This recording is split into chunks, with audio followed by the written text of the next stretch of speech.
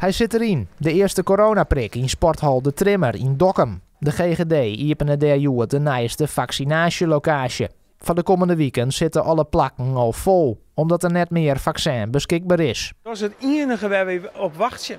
We kunnen eigenlijk alle mensen wel prikken. We hebben genoeg mensen in dienst om het werk te doen.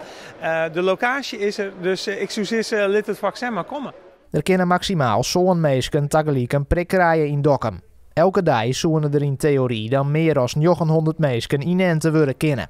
Maar dat aantal wordt de komende tijd nog net hellen. We hopen, week 18, 19, dat we meer vaccin hebben en dat we weer meer mensen in de week vaccineren kunnen. Bijzonder van de locatie in Dokkum is het feit dat er 2 golfkarkers rondrijden. Dat had ermee te krijgen dat de parkeerplakken wat verder van de Trimmer al liggen.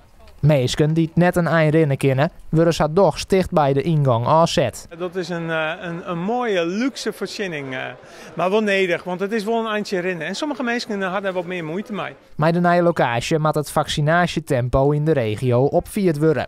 De gemeente Noord-Eerst-Friesland is daar wies mee. De komende tijd worden er dus heel wat prikken zet in Dokkum. Nou, in elk geval voor een aantal maanden en we hebben ook ruimte om dat nog te verlengen. Dus het zal zeker tot 100 jaar beschikbaar zijn.